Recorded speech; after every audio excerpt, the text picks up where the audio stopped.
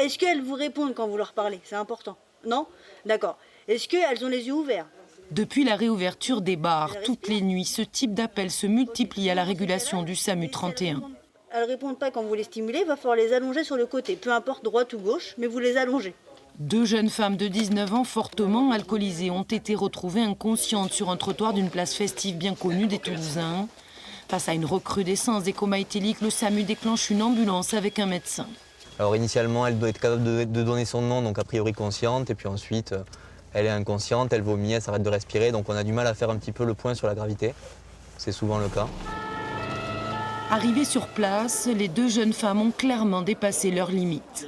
Il faut vérifier leur état et les tenir éveillées. Tu es tombée là quand tu as fait, quand tu étais inconsciente ou non? T'as pas tapé la tête? Tu prends aucun médicament? D'accord, très bien. Pareil, tu n'as pris que de l'alcool? T'as rien pris d'autre? D'accord. Elles sont alcoolisées, mais elles ne sont pas en coma éthylique. Elles sont toutes les deux éveillées. La principale complication qu'on craint, nous, aux urgences, et quand on se déplace comme ça, c'est quelqu'un qui est inconscient au point qu'il ne protège plus ses voies aériennes, qu'il vomit et qu'il inhale. Ça peut amener à des SDRA, des détresses respiratoires aiguës, avec une intubation, une hospitalisation en réanimation et parfois, dans des cas qui sont rares mais pas exceptionnels, à des décès. Le SAMU 31 tire la sonnette d'alarme. Depuis le déconfinement, les alcoolisations massives sont de plus en plus nombreuses.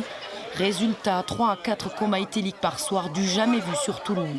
Un effet décompression que nous confirment les fêtards présents place Saint-Pierre ce soir-là. On veut profiter un peu, on est resté 3 mois enfermés, on a économisé un peu d'argent et puis on a envie de revoir nos amis et s'amuser avec eux. C'est un peu normal parce que pendant 2 mois on n'a rien bu du tout quasiment, donc oui, par rapport à il y a 2 mois avant, par rapport à la période de confinement, on voit plus. Oui. Des fêtes de déconfinement associées à une consommation d'alcool qui peuvent aussi entraîner des chutes graves, des agressions sexuelles ou des bagarres. Ce soir-là, les conséquences resteront limitées.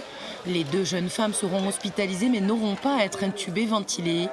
Le SAMU appelle à la plus grande vigilance.